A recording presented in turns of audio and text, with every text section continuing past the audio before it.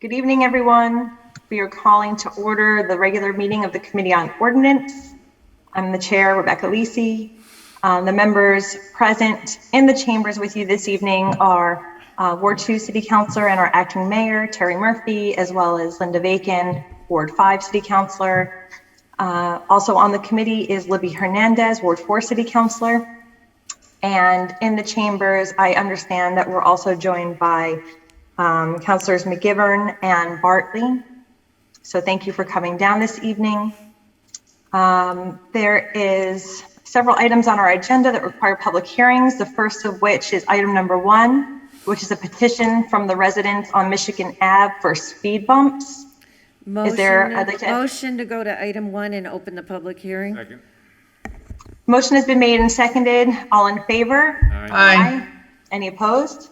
So moved. So we're on item number 1, which I believe was filed by Councilor Bartley. Councilor Bartley, since you are in the chambers, I thought you might give an overview before we allow Mr. Parent to present on his findings for the street. Yeah, thank you. Let's hear from Mr. Parent first, and then we'll hear from the residents, the public, and then if I have something to say afterwards, I will. Okay, but thank you very much. Sure, thank you. Mr. Parent, as our city engineer, I know you did some traffic counts and put some work into understanding the traffic patterns of the area. Do you mind sharing that and walking us through your findings? Definitely. Jeffrey, if you could share the first figure that shows Michigan Ave and the speed hump placement.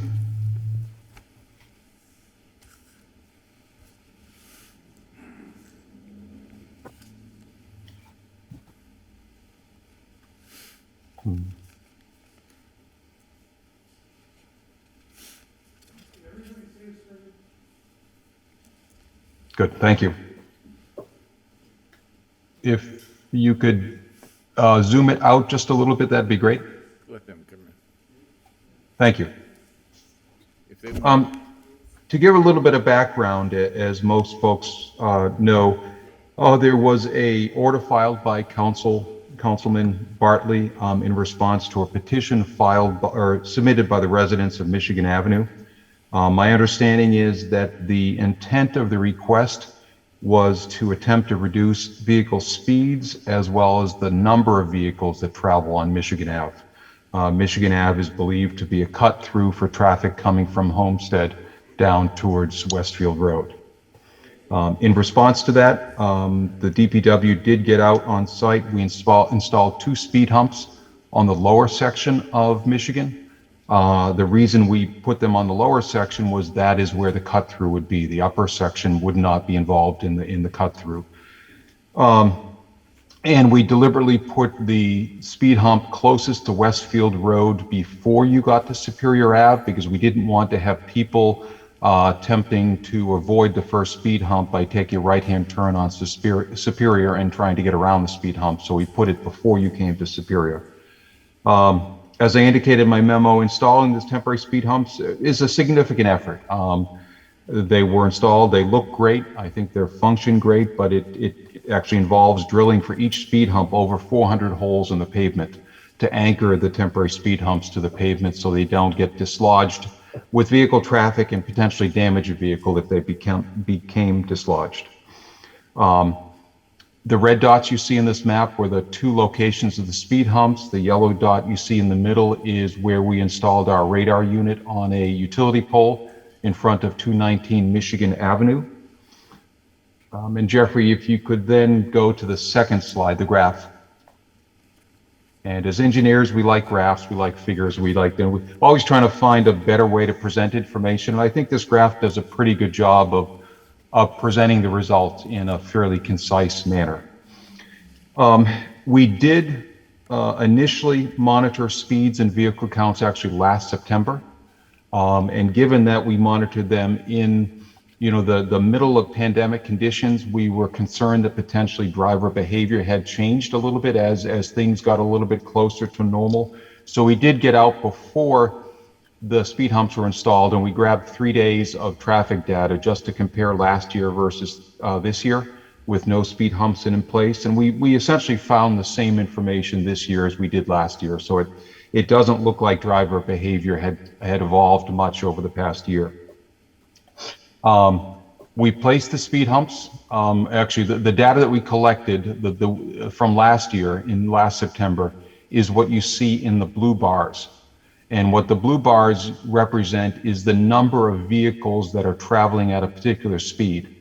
Every bar represents a speed. So what you can see with this nice bell curve is that you get a small number of vehicles driving at a very low speed. You get a significant number of vehicles driving at what is referred to as the 85 percentile speed, which is where the vehicles, 85% of the vehicles travel at that speed or below. And then you start to see that number of vehicles taper off as you get to the higher speeds.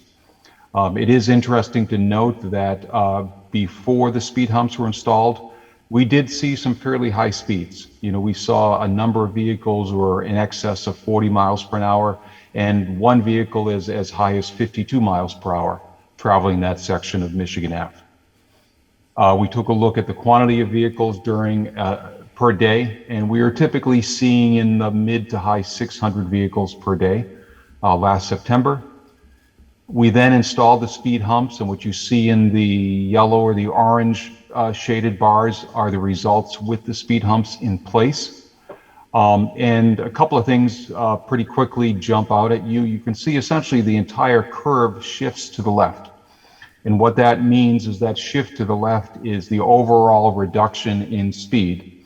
The other thing you notice is that the curve to the right-hand side of the curve tapers out a lot quicker, at least on that 1 week.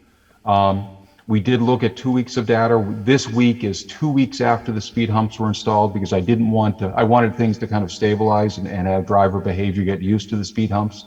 So this was 2 weeks after the humps were in place.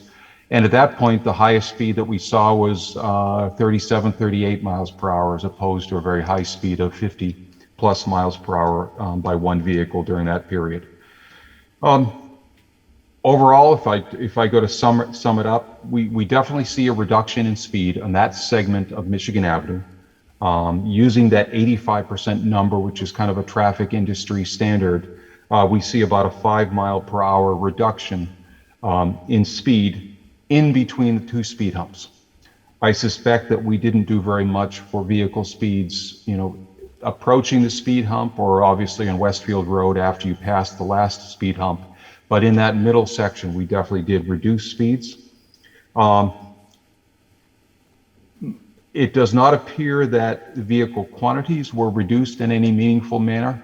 One of the pieces of information you see here is a 700 plus or minus vehicle per day number. That actually implied that the vehicle quantity went up. The reason it's a plus or minus is that the batteries on the radar unit died partway through the night, so I was only able to come up with an approximate number. But we're generally seeing, 650, maybe approaching 700 vehicles per day traveling on Michigan Ave with no significant response to the quantity of vehicles, but definitely a response to the speed of the vehicles. And I think that sums it up. Thank you so much for that. So given that we have this information to consider and we're in the public hearing, it's been open. Let's move to hear members of the public, unless there's questions from any committee members before we move to the public.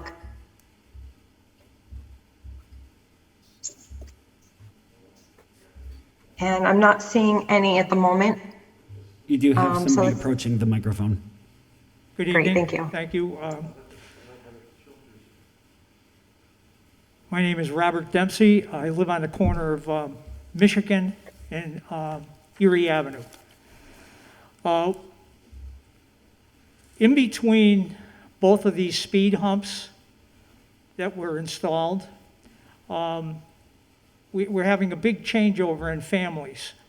And we've had, in the past year, we've had 3 new families move in to Michigan Avenue. 2 of which are within the parameters of the new speed humps. They both have children. They've both expressed a positive impact on the speed humps, and they're very grateful for having them installed.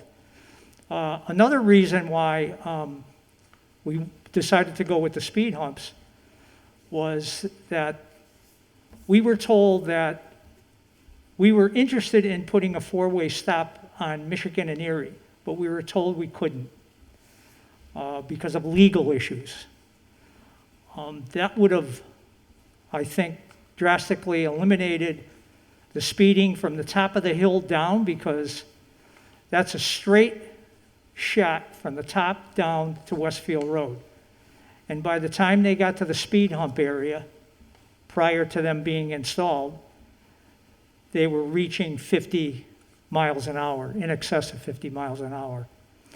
So the neighbors have all expressed happiness with the results. And that's all. Thank you. Thank you so much. Thanks. The next speaker is welcome. I do just want to, for the record, to note one of the points, and I didn't capture the last speaker's name, but Robert Dempsey. thank you. Yes. So one thing that I just wanted to point out was that when we were considering the four-way stop, what we learned is that it didn't meet the state thresholds that allow for us to put a four-way stop in. So this speed bump became the alternate possibility to move forward on. So I just want to make sure that everybody understands what we're talking about there when we were talking about the legal prohibitions on the four-way stop. Okay. Next speaker, name and address for the record, please. Okay. My name is Edward Porter, and my wife is behind me, Carol Porter. And we've been at 56 Erie Avenue for the past 3 years. And our concern is the amount of traffic that is speeding up that Erie Avenue and not stopping at the stop sign. There's 7 out of 10. We're up early in the morning, and we do visually, we can see right at the stop sign, and we've invited any of the police or anyone affiliated with the government here, and it's been a real issue.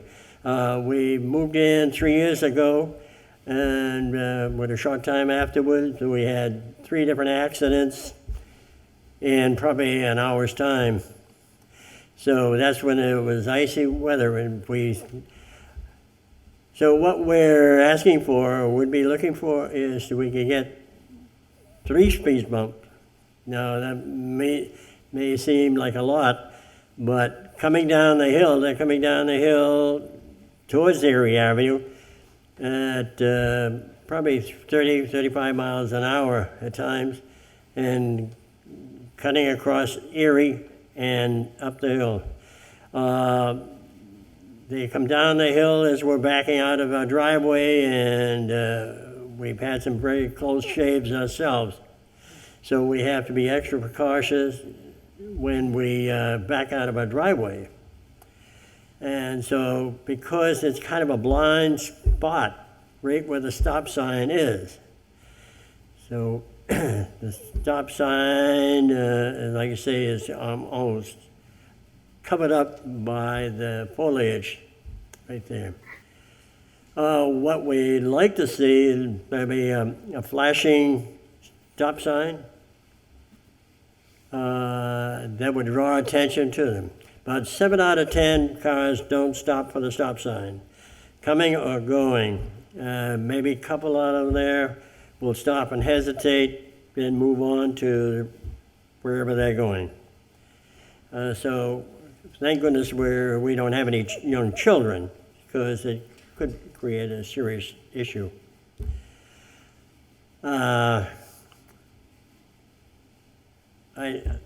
I don't know what the city can do, but like I say, that the speed bumps that they put in now, yes, I find it slows us down.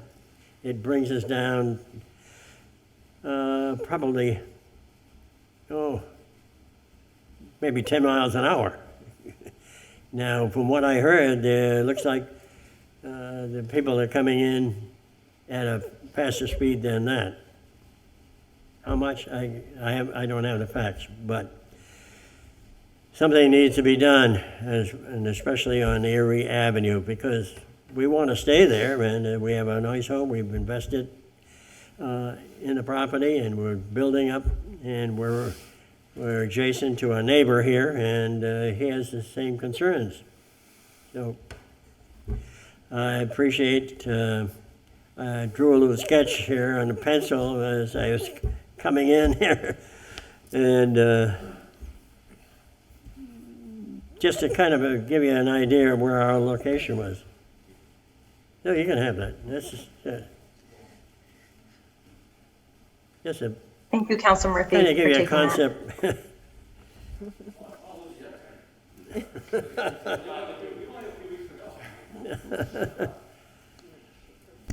Just Thank you, Mr. Porter. Unless there's any comments from the committee members, we would move to the next speaker. okay. I think. You want to speak, Jim? All right. Make sure it's on. Thank you. You're welcome. Thank you. Thank you. Just your name and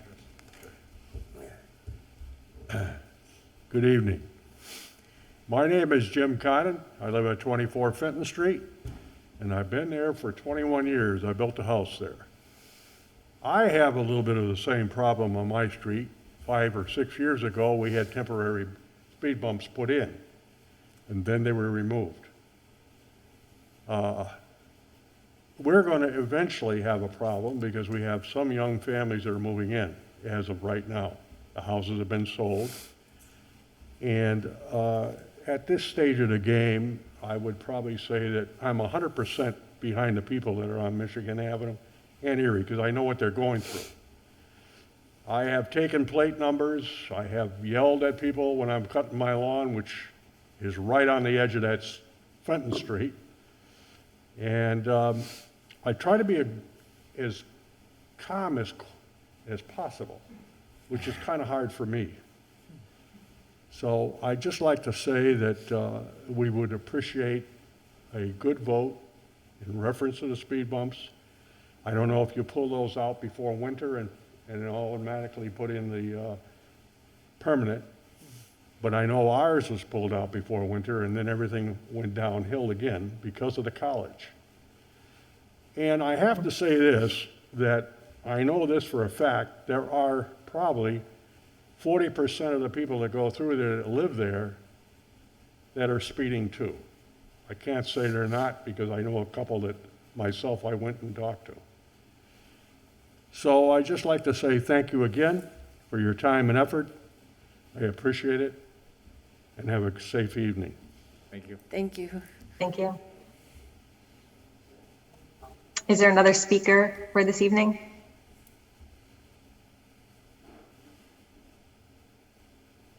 Oh, no, if Counselor you're on Zoom, you can hit the hand raised feature, or if you're Thank you. dialing in by phone, you can hit *9 to raise your hand. We do have a speaker online who wishes to be recognized. It looks like it's Maya Leahy.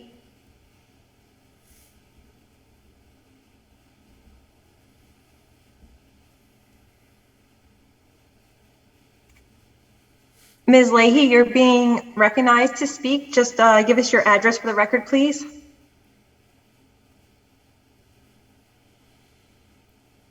You're on mute. There we go. My name's Naya Leahy. I'm at 204 Michigan Avenue, and we are one of the families with younger children right in between the speed bumps. And just would like to say that we absolutely love the speed bumps. I've been at home on maternity leave, and the amount of people who just speed down the street it's a lot. And we're very happy to have the speed bumps. We've noticed a huge decrease in the speed. Definitely has us feeling a lot safer with a little one and with our dog. So we are just wanted to let that be known that we're very happy with them. Thank you so much. Thank you. Council Bartley, is there anyone else in the gallery who wishes to speak, or do you want to speak? I don't think there's, thank you, Madam Chair. I don't believe there's anyone else in the gallery that wants to speak. Mrs. Porter, are you okay? Okay. So I think Mr. Manning, Mr. Dempsey, and so if there's no one online, I'll just make a few brief comments if I may. Go ahead. Okay, so just thank you to the ordinance committee and of course the residents for coming here tonight and for participating online, and even the residents that I know they're watching on TV. So just to orient ourselves, this is Elmwood Heights. I know that Acting Mayor Murphy's been up there multiple times with me, dealing with various issues such as truckers going through there. We seem to have tamped that down a little bit with some signage, and we all know how much we love signs here, but that seems to be having a positive effect with no trucks. And there were 18-wheelers that are going on Edward Drive. And just to further orient ourselves, this whole neighborhood, if you can picture, it's very thickly settled. There are no sidewalks, so essentially we have to, when we commute, we're either riding our bikes in the street or we're walking in the street. And so when we have fast-moving vehicles, whether they're at the 85th or north of the 85th, it's a pedestrian hazard. And you heard from Mr. Porter with his area is just to the west of where he lives, is just to the west of Michigan Avenue. And you heard from Mr. Conant on Fenton, and so he's just to the southwest of that, up by the college. And this is kind of a cut-through area. So the hope is that if we can have these be permanent, that it's not so much going to divert traffic, and you heard what the city engineer, and we want to thank the engineer for his good work. It's not so much to divert traffic, but it's to put a signal out to motorists that this area is going to be, it's not going to be a smooth path anymore. And so we're making aware of it. The last thing I'll say for the moment is that we do have, in Holyoke, we do not have a traffic bureau at this point. But we do have a new captain recently appointed who's very involved with traffic mitigation effects. And so I have a call into that captain, Captain Cruz, and I'm certain he'll get back to me as soon as he possibly can, to talk about Fenton, talk about Erie, and to talk about other areas, including Michigan and the rest of the Lake Street. So we want to, if the committee deems it should be supported, which I hope it does, then the hope is, just to the public, the hope is that the committee would act favorably, and that we would move this forward to the full city council at our next meeting. And then, so long as the city council approves it, and then the acting mayor, and I believe the acting mayor is in support of this generally, we can get it to the acting mayor's desk, and then it's a question of appropriation. And once the funds are appropriated by the acting mayor or whomever the new mayor would be coming in for November 15th, the funds would be set aside, and we could install the speed humps. So with that, I appreciate everyone's time and consideration. Thank you. Thank you. Are there any comments from committee members? Yeah, if I can, Madam Chair. Yes, Councilor Murphy, Acting Mayor Murphy. So just a couple of things. Thank you for all the residents coming down. And Bob, this is a question for you. Did we check above Erie Avenue in terms of speeds, or are we talking most of the speeds related to between Westfield Road and Erie Avenue? In the current study, we were strictly at that location, 219 Michigan. Okay. I can double check. We do have historical speed counts. I don't know if we've collected any speeds on Erie in the recent past, but while the humps, and I'll be honest, I haven't been out there for a couple of days, so the humps, okay, I think are still there, but if they're been removed, somebody can put their hand up and let me know. But if they're still there, we could get out there and put the radar unit on Erie while they're still in place. Okay. Are the humps still there? They're still there, Bob. Okay. So I'll make certain they stay there for a little while longer. And could you also, Bob, when you're out there, just check to see if a flashing stop sign at Erie could make a difference? I will take a look. It's, like everything else, and there's certainly, as acting mayor, there's a cost to everything. Yep. Flashing stop sign, just for the committee's benefit, is about $1,000 per stop sign. Yep. Because you're buying not only the stop sign, the lights, the solar unit, the battery. You have to then replace the battery typically every 5 years. So it, if we had their funds, we'd love to put them everywhere. But we're trying to develop some sort of a strategy policy for which they really make sense in other locations that they, where funding may be limited, they may be less of a priority. And I don't have any opinion regarding this intersection at the moment. I just wanted to offer that they are a significant expense, and we'd love to put them everywhere, but we don't have the resources to do so. So I will look at both of those. Yeah, I appreciate that, Bob, and obviously I trust your judgment. So one last question related to the finance. If we were to agree and we put permanent speed bumps, any idea of the cost on that? They run, it sounds like a lot of money, but they run about $10,000 a piece. The reason is you actually have to remove the road surface to put the speed hump in, so you can key the new asphalt down into the roadway so it doesn't peel up in the future. Then there's painting and there's signage costs as well. So there, 2 humps would be roughly $20,000, 3 humps would be roughly $30,000. So assuming the committee agrees to this, and the chances are the council is going to agree with it, if I had 25,000, potentially that would cover the 2 speed bumps, more than likely? It would certainly do 2. 25. Whether it would do 3, I'm not certain at the But for moment. 2, We for haven't 2. bid those out recently, so I don't know. I Okay. have current pricing, but Okay, once we do that, we can confirm what the current pricing is. okay, because I'm working on the other thing you and I were talking about, so I might just add this to that. Sure. Okay, thank you. I understand that Councilor McGivern wants to be recognized to speak. Thank you, Councilor Lisi, and to the members of the committee. I think our speakers this evening from the public said everything, and that includes Councilor Bartley, because this neighborhood, Jenny and I live on Downing Ave, which is the top of Michigan, the top of Ontario, the top of Huron. And we see not only our neighbors, but we see a lot of outside traffic coming through this neighborhood. I think some cases it's people who have lost their way and came in either through, there's only 2 ways into our neighborhood. One is Michigan at Westfield, the other is Erie, which comes from Arden, which is what comes from the college. And I think when they lose their way, they're frustrated trying to get out with their GPS or just their normal navigation skills, and speed becomes a factor throughout the neighborhood. The traffic counts is no surprise.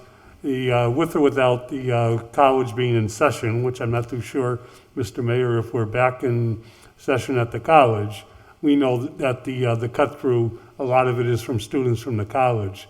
But speed is the question here. And whatever we can do to curtail the speed, I think is worth the $10,000, $20,000 to do so. Bob, I think once we put the hump in, that money those humps last for a good 10 years, unless we have to redo the street itself. It's interesting about the stop signs, because Mr. Porton and everybody who spoke about this, Erie, on all 3 stop signs, that's Michigan, Huron, and Ontario, are blind spots, especially for people coming down the hill.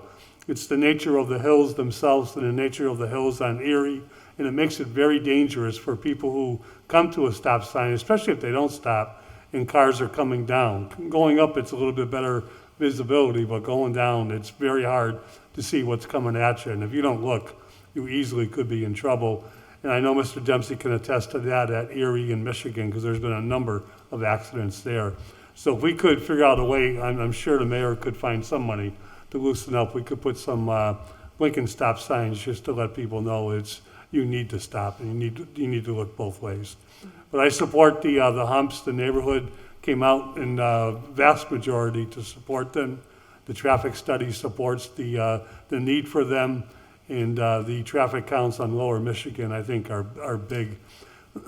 Thank you. Thank you. Councilor So just as a reminder, unless there's anyone else who would like to speak, I would just say that the order that we're Just briefly. considering is a petition for speed humps on Michigan Ave. Just to reiterate, we did see the data that demonstrates that the speed would be impacted by the speed humps, although the traffic counts, the vehicle counts themselves would not be impacted, but the neighborhood does seem to be in favor. I think we are at the point where we can close this public hearing, and understand that Councilor Bacon would like to be recognized. Yes, I just wanted to comment briefly that there were speed humps put on George Frost, which is sort of the opposite side, but for the similar reasons that we're talking about tonight. So I'll offer a motion to close the public hearing. Second? Motion has been made and seconded to close the public hearing. All in favor? Aye. Aye. Any opposed? So moved. Offer a So we're closing the motion- public, Oh, go ahead, Councilor Bacon. I was going to offer a motion to recommend approval of the speed humps. Second. Second. The motion has been made and seconded to approve the engineer's recommendation to move forward on the speed humps. All in favor? Aye. Aye. Any opposed? So moved. I'm counting that as a 5-0 vote in favor. This will be in front of the full city council next Tuesday for a final vote. Thank you. Thank you. Thank you all. So moving forward to item number Motion 2. to take up item 2, and that public hearing is closed. Yes. So motion has been made and seconded to, thank you, open up, to take up item number 2. All in favor? Aye. Aye. Any opposed? So moved. So here we have a zone change application for Ivan Troshchiy to change the RA zone at 405 Ingleside to RO to make it more consistent with the development patterns in the area. I don't have a letter from the planning board in front of me. If there's somebody in the chambers that has a copy of it and would read it into the record, I'd appreciate that. Is it from the prior month? Yeah, it in was this packet? emailed on Friday and is in the It's packet. in here? Okay.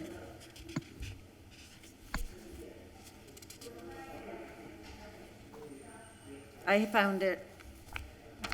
If you want me to read it into the record, I can. That would be wonderful. Thank you. So it's a letter dated September 30th. I have it From now, yeah. Mimi Panich, Vice Chair of the Planning Board, regarding the recommendation agriculture and single-family residence, RA, to multifamily resident and professional office, RO, to the noted parcel by Ivan Troshchiy at 405 Ingleside Street. Dear Councilor LISI, please be advised that at its September 28th, 2021 meeting, the Holyoke Planning Board discussed the above referenced zone change request. After consideration of all information and testimony presented during the public hearing, the board unanimously voted to recommend to the Ordinance Committee of the City Council that the zone map change be, as requested, be approved. The board noted that the uses within the proposed RO zone had a lower impact among the adjacent business and area, and that any change in use would trigger a planning board review. Great, thank you so much for that. So just as a reminder, this was a proposal to go to RO. As the planning board noted in its letter, the RO use has a lower impact than other commercial uses in the area, and it is actually, in terms of the zoning map, an adjacent use to some of the other parcels in the area, so it does not constitute a spot zone. This was for we had some difficulty understanding what it was exactly, but it seems to be a referral service that would help. It's like a call center that would help medical patients make appointments and organize car pickup. So it's really a call-in center with probably up to 3 employees. Is there a motion or any discussion on the item at this point? Madam Chair. Thank you, Council Murphy. Yeah, obviously this is in my ward, and I met with the person previously when he came in for a zone change, which was not conducive. My only concern here is that we make sure that it is a call center and not a transportation center for several reasons. Number one, there's a lot of traffic that goes down there, and if we had multiple trips going back and forth in and out of there, I would think that would make that there would be some safety issues on Ingleside Street. both in terms of entering and exiting. But it appeared to me during the presentation that it really was a call-in center, and they were actually having people from other locations going to pick the people up. So as long as I would like to make sure that we indicate that it's not a transportation center where they're going in and out, but a call-in center to arrange transportation. I would be very comfortable with that. I would be less comfortable if we were allowing half a dozen cars, 24 cars to be coming in and out, so. So just as a reminder, Councilor Murphy, we do not get to dictate the project at all. We are focused only on the zoning at this point, and so under the present zoning, I do not believe an RO zone. I do not believe that a transportation center would be allowed, but I can't say for sure because I do not have the full map and use table in front of me. But we can't, it's not a special permit where we can stipulate what type of activity can happen there. It's just the zone and the underlying uses that would be allowed by that change in zoning. I don't know if you want to say anything further. If not, I'll recognize Councilor Anderson Burgos. No, I'm all set. That is a concern I have, however, so. And I know Councilor Bacon also wants to be recognized. Yeah, I'm gonna piggyback off of what Acting Mayor Murphy just said. I remember during the meeting, the planning board had issues or concerns rather when the proposed business that we're speaking about had come to them prior, and their use for the space was different than what they're proposing now. And so the zoning changing became a concern because what the assumption was that the business would then change later to something that would be drastic to the area and impact the area in a negative way. So I believe that was a sentiment that was when the planning board gave us the notes, what was just read by Councilor Bacon. I believe that was the message I sort of perceived from them when the way they worded it, that they would have to have a review. So I'm echoing also what Acting Mayor Murphy was saying, that we need to just make sure that it doesn't change something that's going to negatively impact that area. That's all. Thank you. Thank you. Councilor Bacon? So I just wanted to note, I'm looking down the principal uses of RO, and pretty much under industrial and commercial, it's pretty much no, except for things like a veterinary clinic or a nursing home and a funeral home, which are unique things. But I don't see anything that would allow a commercial or a industrial type of use in the RO. But maybe what we could do would be to write a letter to the person seeking the zone change, just emphasizing the fact that the office function can occur in RO, but the transportation function cannot. Just to be totally clear, I don't see why we couldn't Thank you. make that clear. Thank you.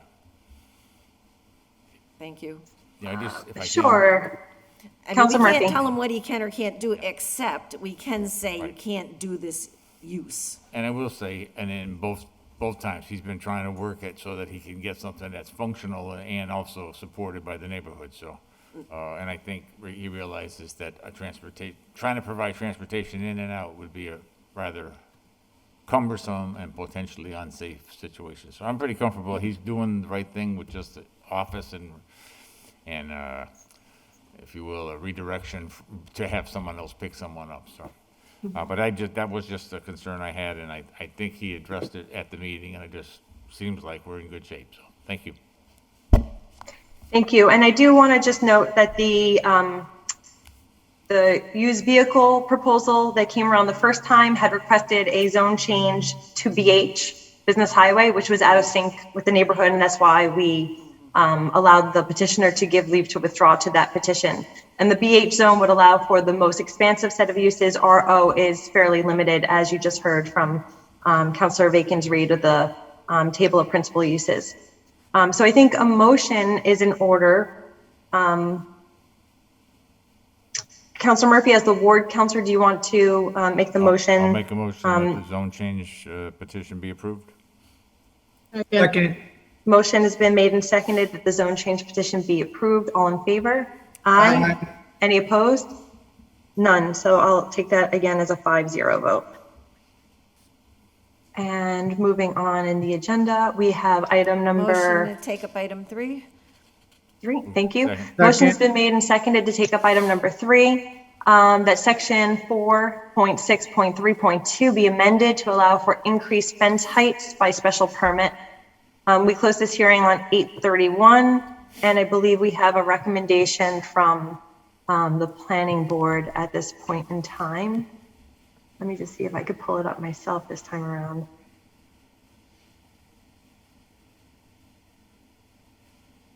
Oh, I think I just passed it. Yes. Okay, so this is from the Chair, John Kelly of the Planning Board, and it is, oh, no, it's the one related to restaurants, I'm sorry. Fences, got it. Okay, again, from John Kelly on a letter dated September 3rd. It says, regarding the Holyoke zoning ordinance section 4.6.3.2 fence height, at our August 31st, 2021 meeting, the planning board discussed the above referenced text change at the request of the to the zoning ordinance. After discussion, based on the information received during the public hearing, the board voted unanimously to recommend to the ordinance committee of the city council that the zone change request be removed. Sorry, that the zone change request to remove the maximum height of 8 feet under section 4.6.3.2 special permit to exceed fence height be adopted, as each submittal will be evaluated on its own merit. And I believe that there is attached legal language. Do we have legal language in the chambers? We do not. This was going to be forwarded to the solicitor upon the city or the committee's recommendation. Okay, great. So is there a motion then to receive this letter from the planning board and move to get the fence height recommendations that they're suggesting into a legal form? I'll make a motion that we approve the change to the ordinance, removing the maximum height requirement and allowing a special permit to exceed the fence height, and send it to legal for a legal form, hopefully for the next city council meeting. Second. So is that you want the final language forwarded to the full city council before it comes back to the ordinance committee then? Well, and from my perspective, it's fairly straightforward in that we're just eliminating the head, but I'll go by the will of the committee. I'm fine with that. Okay. So let's see if Attorney Bissonette, would you be able to turn around that text change for us for our next city council meeting next week?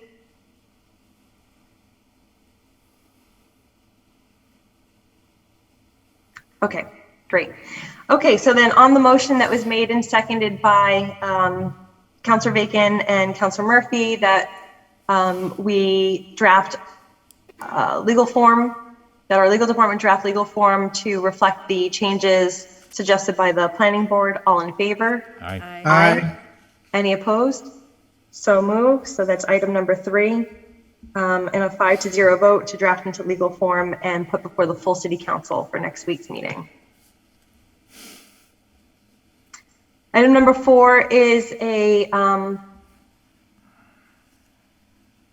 okay, was this a public hearing as well? It was closed.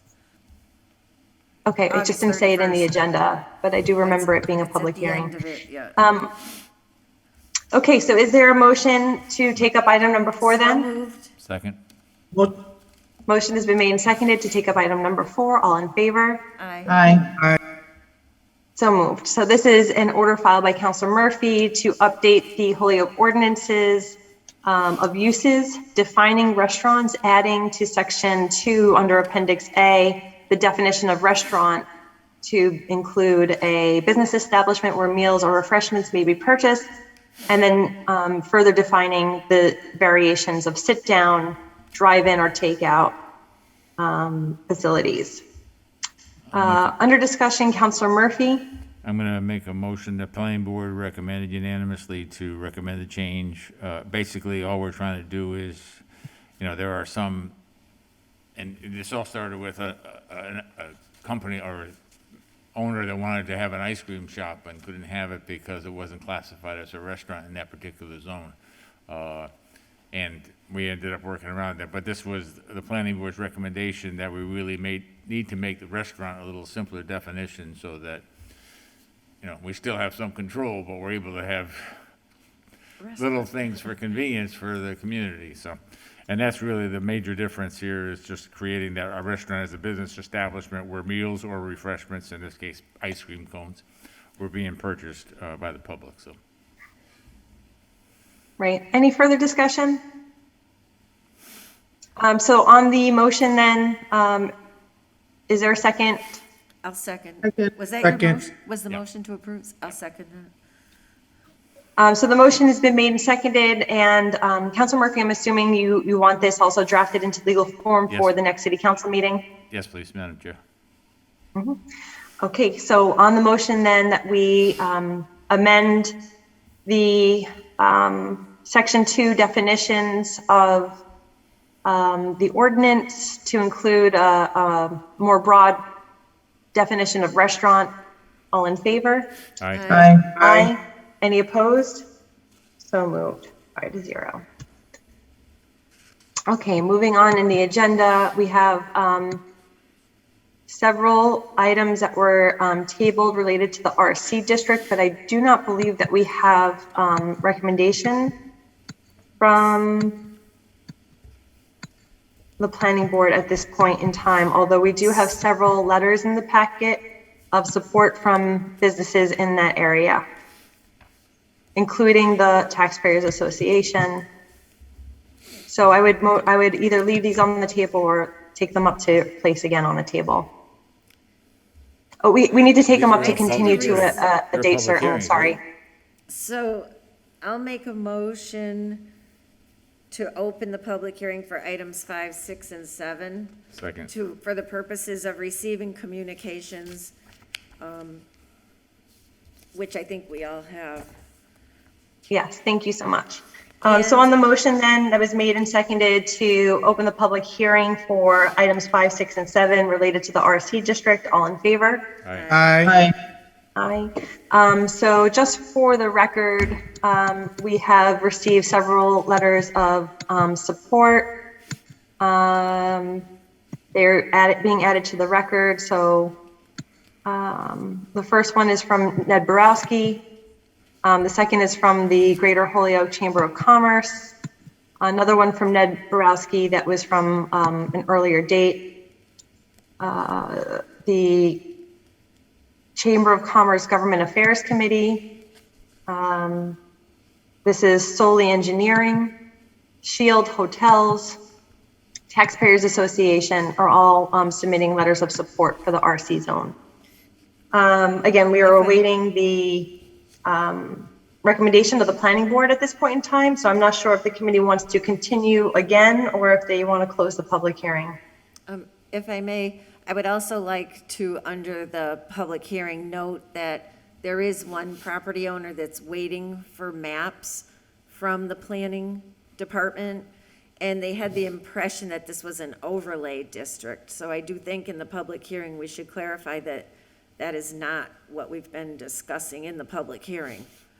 So. Correct. I don't know where they got that impression, but I let them know that it isn't, and they are looking for maps. So Mm-hmm. I'm And pretty sure. can you tell me planning's aware. which property owner that was? The mall. Okay. Thanks for that. I'll make a motion that we continue the public hearing to our next meeting. Second. Oh, we gotta do certain, right? Date certain? Yes, Right, I'm but- looking but at I'm- the calendar. It looks like that would be the 26th. Is that correct? I think so, Yep. That is correct. at Yeah. 6:30. 10:26. Jeffrey, can you just tell me what we have on the agenda for that evening? Because I know we had one agenda that had a lot of other hearings on it. Yeah, let me just grab the marijuana. The sketch that we did. There were 2 special permits for marijuana establishments, as well as the update to the marijuana ordinance language that have been continued to that date. It might be heavy for that evening. So you want to say November? I believe the 9th would be the next date. Okay. Yeah. That, I'll make the motion to continue the public hearing to November 9th at 6:30. Is there a second? Second. Motion made and seconded to continue this public hearing until November 9th at 6:30 PM. All in favor? Aye. Aye. Any opposed? So moved. Okay.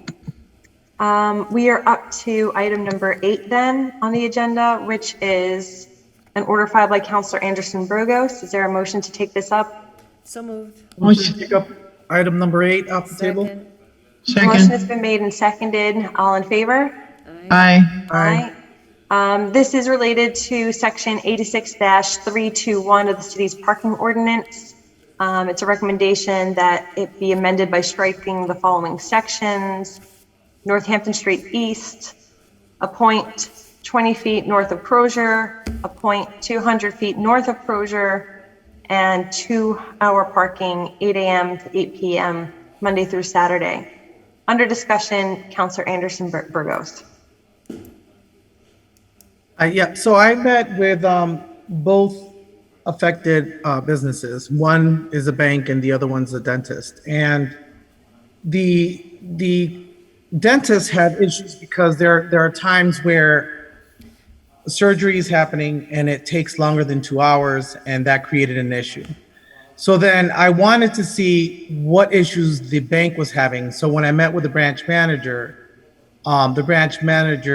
told me that the issue the bank is seeing is when customers are pulling out of the parking space, out of the parking lot, whether they're making a left or a right onto Northampton Street, the speeding, there's a lot of speeding on there. And because all these cars are parked on Northampton Street, they can't see the speeding cars. So my response to her was, well, if the car that is trying to make their way out of the parking lot, would they sit there for 2 hours and wait for those cars to move so that they can pull out? So we're not addressing the issue. The issue is the speeding. And that's what we need to address, not the parking. Removing parking or limiting parking on Northampton Street does affect our local businesses. So what I would like to do is create a new order and file that order to address the speeding on Northampton Street, which has been an ongoing issue for as long as I can remember and as long as I've been a city councilor. So removing these for now and then creating a new order to address the speeding is what I would like to do. Great. Mr. Parent, I know you have dealt with this issue before. I don't know if you have anything to add to the discussion, but it's not a requirement. Certainly, when this order was, or when the previous order was filed, excuse me, I think the thought was a 2-hour duration would be sufficient for the dentist.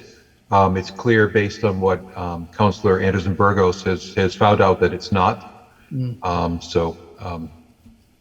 As I said, that was the intent, was to try to solve both issues, giving the dentist enough time so that his patients could get in and out, and at the same time,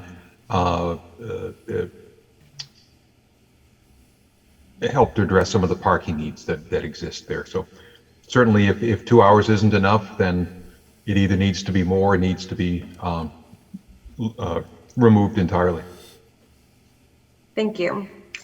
Is there anyone in the chambers who wishes to be recognized on this issue? Counselor Bartley has his hand up. Thank you for that. Councilor Bartley. Yes, so let's just go back in time for 2 seconds. I filed this just slightly over a year ago now, and with the express cooperation of the Ward 6 counselor. In fact, I co-filed it with the Ward 6 counselor at the time. This body passed it unanimously for 2-hour limited parking.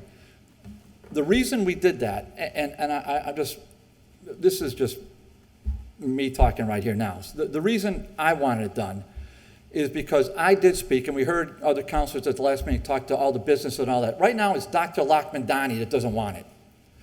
One business on the street. The other business on the corner of Course and Northampton, which is a highly trafficked bank, loves this. I don't know if the counselor's spoken to the management of the bank because they, all the managers of the managers of that branch love it, because when you pull out onto Northampton Street, you used to be blocked by cars left and right. Who were parked there all day. And it wasn't Lockman-Donnie's patients who were going there, Madam Chair. It's the Holyoke Medical Center employees that were parked there all day long. Lockman-Donnie's got parking behind his shop. He's got it in front of his shop. He's got it across the street on Winthrop, which, by the way, there's a delineated crosswalk there. It's all well and good to start monitoring speeding and all the rest of that on Northampton Street and everywhere else in the city. We all get it. But talking to one business, the city engineer, respectfully, talking to one business person does not make it a universal need to eliminate the parking, for sure. Now, if we want to increase it to maybe 3 hours, maybe Lockman-Donnie would be satisfied. Probably not. He wants no parking there, but it was never his patients, Madam Chair, who were there. It was HMC employees. And we know this because we see them parking up and down Courser, in the back on Isabella, all around. During Monday through Friday, that place is jammed. So I think this would be an unwise decision to change it. I think it would be disastrous to remove it, because it is a public safety issue when you're pulling out of United Co-op. This 2-hour limit does not in any way other than the slightest way affect Lockman-Donnie. He's got, like I said, he's got private parking behind his building. He's got it in front of his building. He's got it across the street on Northampton Street. He's got it diagonal on Winthrop. All free parking safely for his patients to get to. And he's not even open Monday through Friday. He's open part-time. And now we're going to throw the baby out with the bathwater? This makes absolutely no sense to do this. That's why I opposed it in May. I hope that we'll have enough counselors oppose this now, since we just passed this. And if you want to take a poll, we heard speeches last meeting, Madam Chair. I talked to every neighbor. I talked to everybody. Well, you didn't talk to United Bank, or what People's United Bank now, because all the managers there love it. So I just for one dentist, respectfully, I would say, at best, if you want to amend it to 3 hours, if the city engineer feels that, but it's been a safety boon as far as exiting United Bank and getting in and out of Courser Street, by the way, because that was jammed up as well. So I really don't think this should be amended in any form or fashion other than slightly changing the hours. So thank you for listening. Councilor Anderson Burgos. I guess somebody's not paying attention, because as I previously stated, I did go to the bank I did speak to the branch manager. As a matter of fact, I spoke to the assistant branch manager as well. Now, speaking about we can't do one favor over, another business for another business. Well, the same could be said about the bank. You're doing the same thing. One business doesn't want it, the other business wants it. What makes sense to me is we need to address the speeding. If you're saying, well, they can park across the street. Yeah, well, they're still speeding, and that's still dangerous. So if I'm going to the dentist and I have to rush across the street to Northampton Street and hopefully not get hit by a car, that's still dangerous. We need to address the speeding. And again, I spoke to the branch manager and I spoke to Mr. Dr. Lachandani. Donnie, I spoke to both. One wants it and the other one doesn't. Well, Madam Chair. I'm not finished. I am not finished. Thank you. I didn't interrupt you. You will not interrupt me. Nobody's interrupting you, sir. Yeah, you're interrupting me. Let me finish, sir. Save your me speeches finish. for somebody else. Okay, Say I what need you to gotta call say. order. Stop being a crybaby. Okay? I have the floor, and you will respect me while I'm speaking. We'll do do. you understand? Anderson do. Burgos, you have Will the do. floor. You have the floor. Thank you. Thank you. Again, it is no surprise to me that the Ward 3 counselor is good friends with the branch manager. I am not good friends with the branch manager, and I am not good friends with Dr. Lachandani. I can't even say his name right, so obviously I'm not good friends with him. What I'm trying to do is resolve the issue that was created by the Ward 3 counselor, and excuse me, yes, my fault for slapping my name on that order. Had I known, I should have done my homework, but I didn't, because you know what? I trusted that the Ward 3 counselor was doing the right thing. Madam Chair, In my are we ward. going to follow But the rules of the board or you not? know what? Excuse me, I am speaking. Madam Chair, point of order. You will let me speak. No, Madam Counselor Chair- Anderson Burgos, you cannot refer to It's a the other point of order, counselors. Madam Chair. So you've got. Addressing it. She is. Okay, thank you. No, Well, I know she is, but at some tired. point. I am so tired of this obstructionist behavior that happens. Just make your point, Counselor Anderson Burgos. My point is, and I'm sorry, but it's so frustrating when I'm trying to get some, listen, I spoke, not only there's an employee that works for that doctor that lives in my ward who has given up on this city council. They stay tuned and watch us on TV, and it's an embarrassment. And this is part of that embarrassment. So I am trying to rectify it. We need to remove those parking limited signs and deal with the speeding. Thank you. Okay, under discussion, Counselor Bartley. No, I said the parking is directly in front of United, just a former name, People's United Bank. It's not in front of Dr. Lachmandani. So it's to the south of Dr. Lachmandani is where the limited parking is. That is it. So it's from the exit way from United Bank to the south to Courser Street. Leave it the way it is. I don't think there's anything beyond that to the north. If there is, then the engineer can amend that and leave it. I don't think there's limited parking in front of Lachmandani's office. But as I said, I mean, believe me, there's so many things to address there. But we'll keep. I'll try to keep it professional. So clearly, there's enough parking for Lachmandani's staff, patients, and himself for the limited time he's there during the week. He's in the back of the building on either side of Northampton Street and Diagonal and Winthrop. So there's plenty of parking there. There's also 2-hour limited parking directly in front of People's United Bank. But it's no longer all-day parking. I don't know how that's not being heard, because when it was all-day parking, it was HMC employees who were literally there all day long, creating only a traffic nuisance for motorists exiting People's United. I'm not sure why that's why this has to be amended, other than for one or two people. But I think for the majority and for public safety, I would strongly suggest that this body not recommend that. Thank you. Thank you. Councilor Bartley or Councilor Anderson Burgos, can either of you remind the committee if there's one or two 2-hour spaces that we created there? Madam Chair? Please. Yes, so from the corner of Courser to the exit of People's United, you could probably put in 4 or 5 cars there.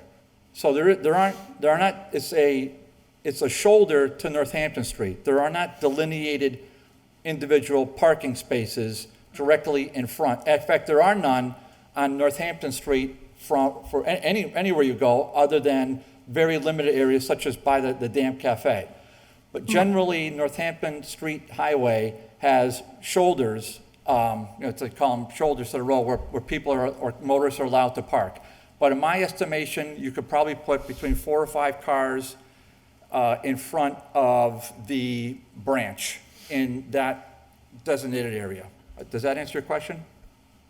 Yeah, so the 2-hour parking spans an area of 4 vehicles at this point. That's fair to say. What could potentially be 4 vehicles? That's fair to say. Okay, so it sounds also from the report that Councilor Edison Burgos gave that really what the dentist office is dealing with is a limited line of sight issue. So it's not just the traffic and speeding issue, but it's a limited line of sight issue. So I think number one. No question. That's what they're dealing. Exactly right, Madam Chair. You nailed it. It's a limited line of sight, especially exiting either business for motorists traveling north. You really have to go out into the roadway. Right. So I think number one, that deleting the 2-hour parking doesn't actually solve the line of sight issue that the dentist office was making the complaint about. I think we shouldn't delete those spaces or that 2-hour parking until the traffic issue is resolved. And if you think the traffic issue is speeding, then there needs to be additional orders filed for speeding. If you think that the issue is limited line of sight distance, then there could be an order filed to create a no parking designation for 1 space more over from the corner. And then the third thing that could potentially happen is that the 2-hour parking is extended to 3 hours to address the sometimes longer surgeries that are taking place there. But those are the 3, I think, ways that you could affect the issues that are creeping up now. And it is a little bit like, we addressed one issue with one solution, and now we're finding there's some other issues related to it. So I don't think that, it's a zero-sum game here. I don't think that, this counselor was wrong and this counselor was right, or this counselor made a mistake. I think we're learning more and more as we create different interventions in this area. So that would be my suggestion at this point in time, that we perhaps table this order and explore with the engineer those 2 other orders to address the traffic and the line of sight. I do see in queue, Councilor Hernandez had her hand up, and then Councilor Anderson Burgos.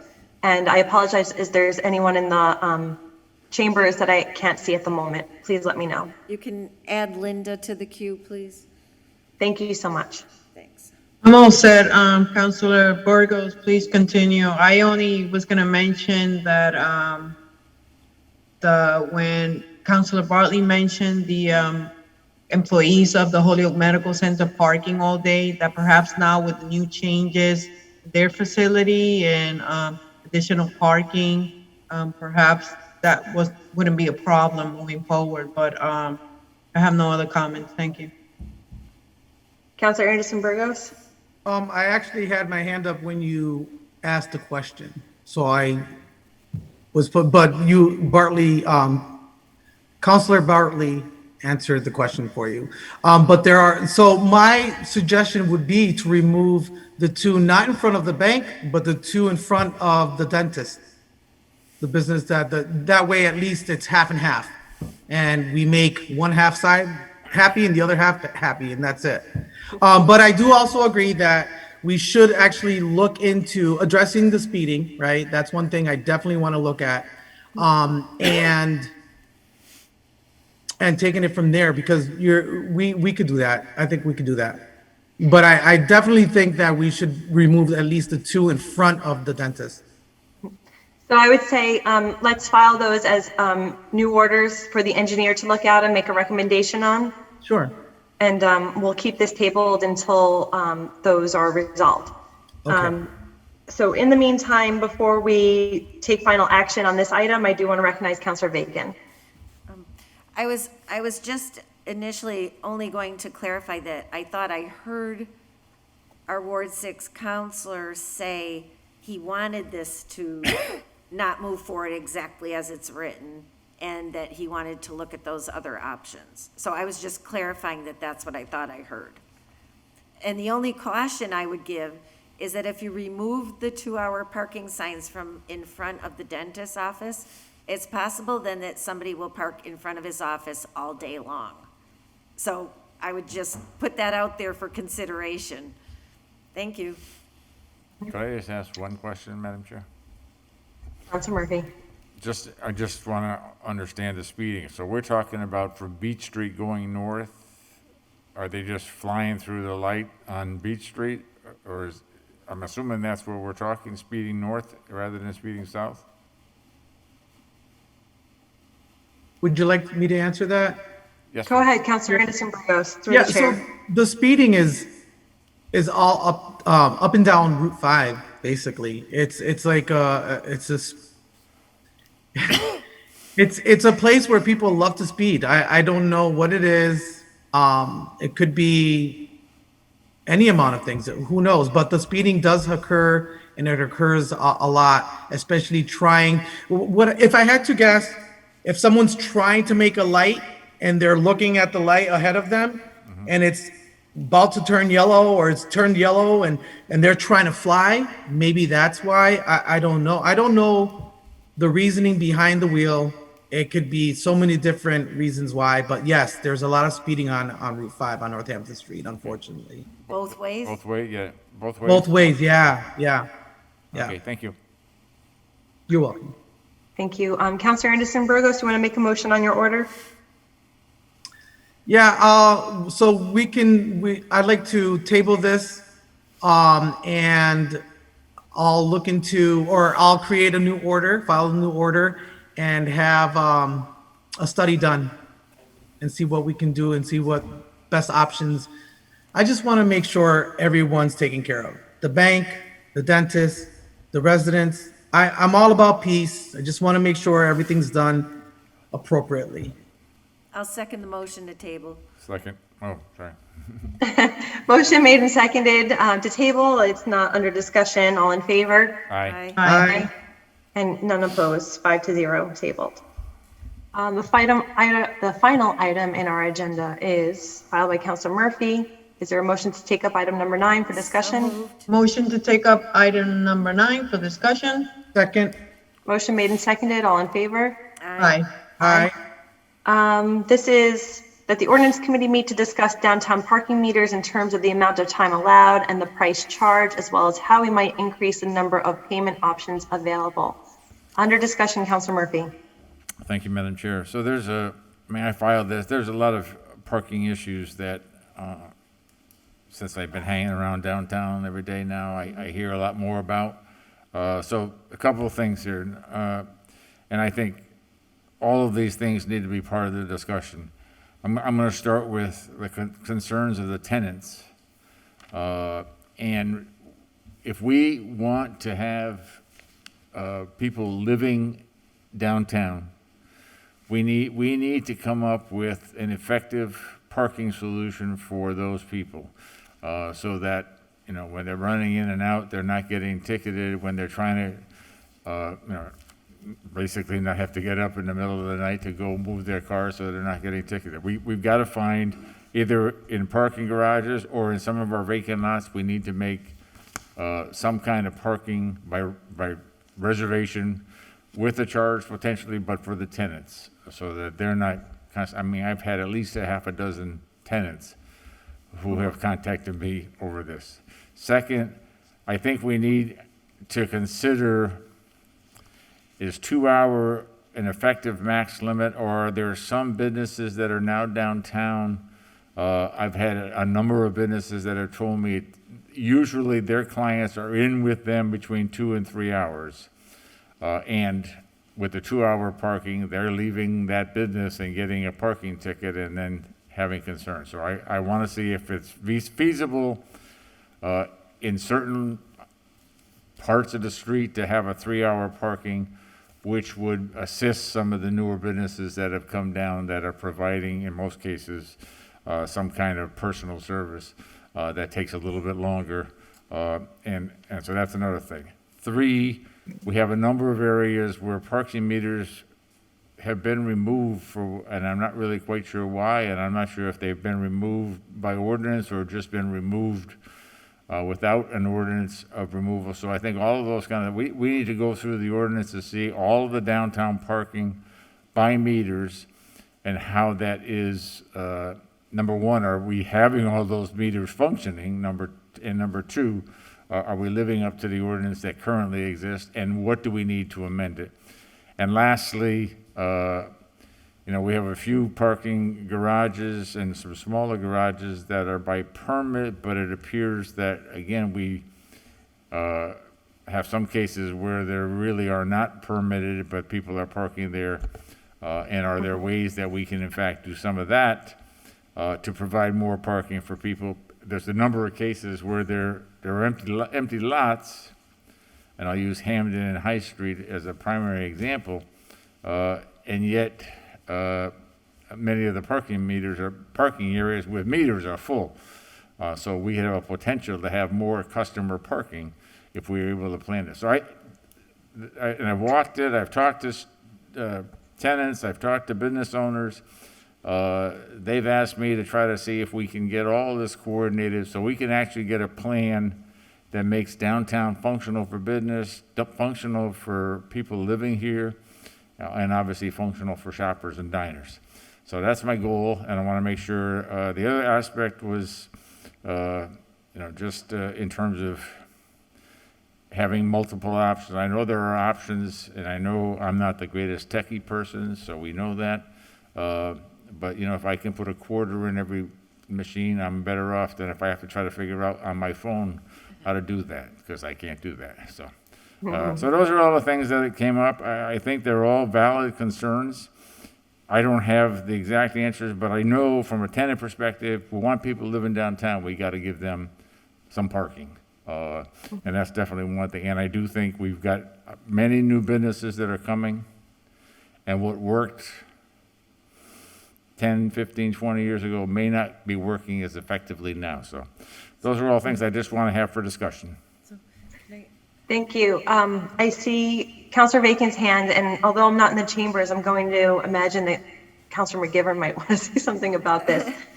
Because Councilor McGivern and I have filed numerous times orders to create a parking authority, and it seems that in some ways, Councilor Murphy, the issues that you're talking about have come up somewhat perennially at this point in time, and so it may be worthwhile to create like a downtown parking study group that includes residents, business owners, and some small number of counselors to pour through the ordinances and understand the issues that you're talking about and create a number of options.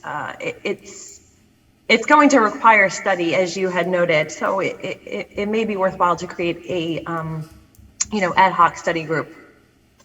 Councilor Bacon.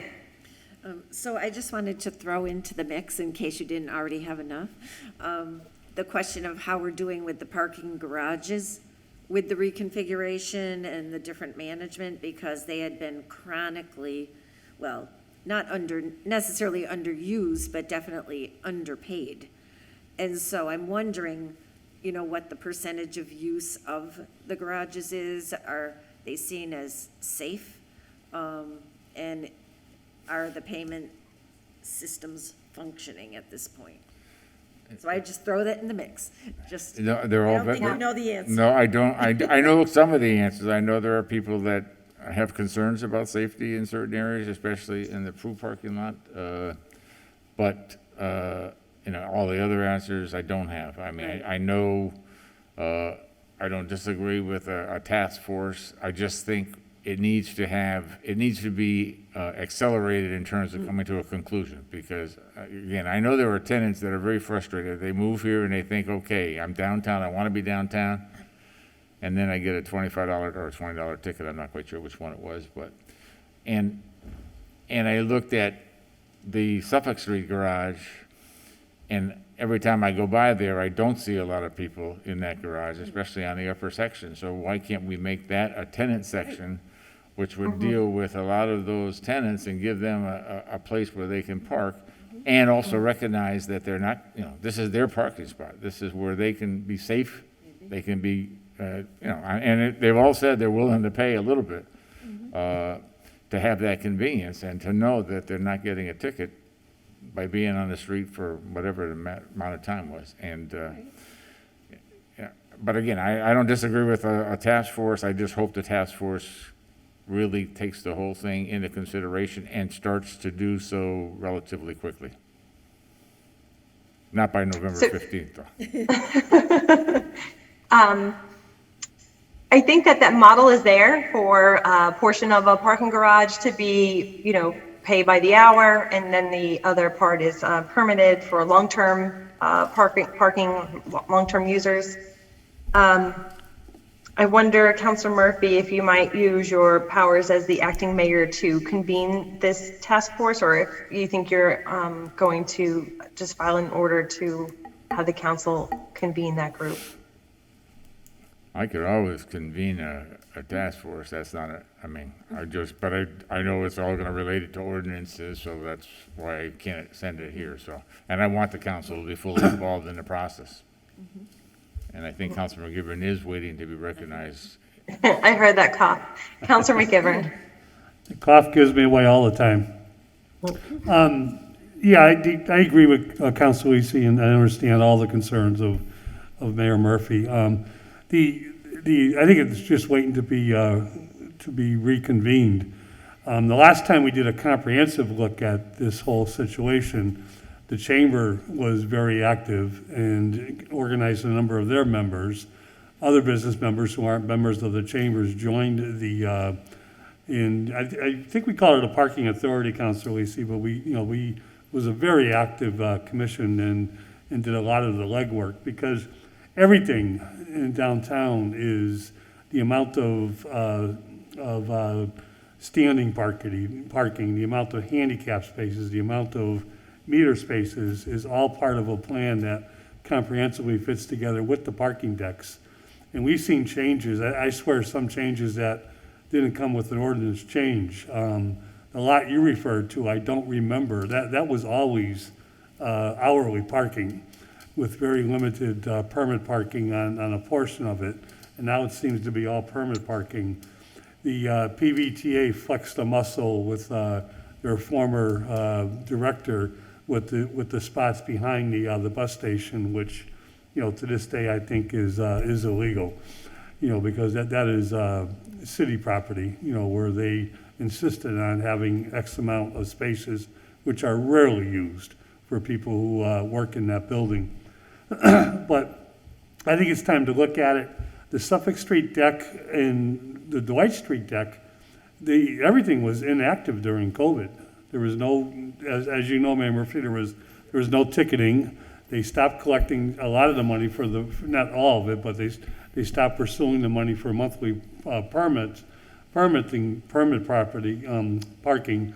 And a lot of people didn't need monthly permit parking because many people were working remotely and working from home, for a long period of time.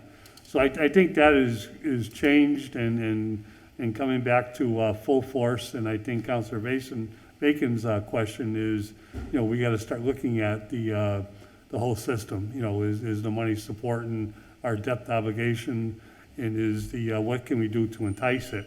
I will tell you, and I'm doing this by memory, but overnight parking for tenants on Dwight Street and I believe on Suffolk Street is there for a very minimal fee. You know, just, you know, they get a permit and they can park there overnight. Dwight, the Prue parking deck is always the most occupied. So it's a question of having to leave in the morning, you know, when they go to work at 7, come back in the evening, you know, when they need the overnight parking. But there are ways to do that, and you know, I agree with that, because taking any more on-street parking away from our, you know, especially our retail and our restaurants is what we have to avoid.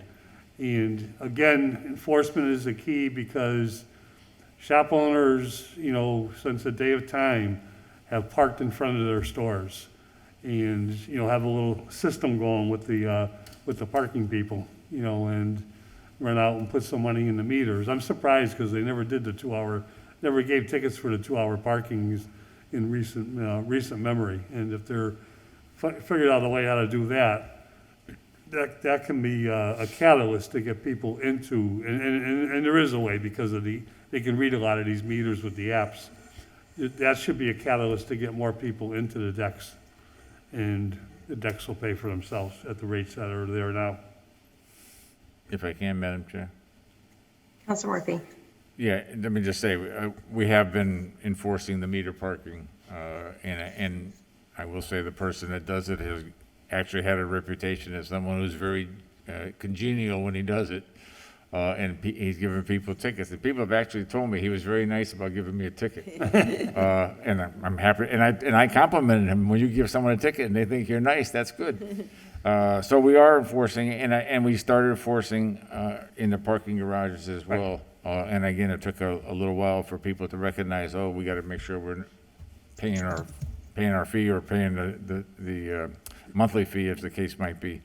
But all of these things, again, the tenants, and I've had shop owners tell me the same thing, that, you know, the tenants do come and shop with us, so we always want to make sure they don't want to leave downtown because they're having that parking. And if we can, I think maybe it's a matter of getting everybody to have a full understanding of what can be, and maybe one of the things about a task force, and maybe in better times, I could actually get all the downtown businesses and tenants to actually think about coming to something like this, and hey, what are your thoughts? What are your recommendations? Like I said, I know I've had some businesses come and say, if you can make it 3 hours, my customers would not feel like they have to run through, and would potentially not be getting tickets. And I know there are others where the meters have been removed, and there's no parking for whatever reason, and then there's no parking in front of that business because 2 or 3 other people were already there.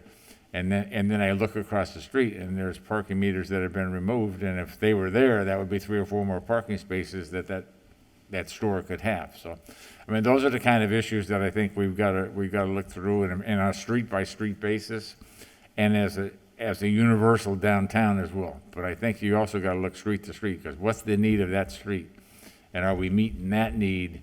And if not, what have we done that's not meeting it, or what can we do to make it better? And that's, like I said, I told these people I would try to put something in and try to get the discussion going, and you know, they're all trying to do a good job on their businesses and trying to survive. Some of them are doing better, and I want to compliment the Colombian restaurant. They hosted an event this weekend, and that went very well. And Juan Uribe, I believe his name is. Juan, if you're listening, I want to congratulate you. I heard you did very well, so thank you very much. I could, Councilor Lisi, just on one topic. The missing, not missing meters, but, well, I guess they are missing, is about 3-4 years ago, the DPW identified a problem that there were X amount of meters that were defective and were not working, and there was, at the time, there wasn't the money to replace them. So I think they took some of the meters on the outlying of downtown and used them on the more important spots until we can get the appropriations to pay and bring it up to speed. We also have some new but good problems. Is you see a lot of people, and Mike McManus brought this to my attention, but you see a lot of people on Lower Dwight Street now parking by the new restaurant and the new dispensary. We're not sure if they're workers, which the workers really should be, there's only X amount of worker spaces inside. The workers really should be up in the parking deck. And I think we have to maybe extend the meter zone, if it's feasible, down that street. So Councilor Murphy, do you want to table this for now? And Yes, Madam Chair. I'll make a motion to table. Second. Second. motion has been made and seconded to table. All in favor? Aye. Aye. Any opposed? So move. I'm going to call that a 5-0 vote. That's the conclusion of our agenda, I believe. Motion to adjourn. Motion to adjourn. The shortest Motion has meeting been made we've and had in seconded. 2 years. Motion is made and seconded to adjourn. All in favor? Aye. Aye. Good night, Aye. everyone. So moved. Have a good night. Thank you.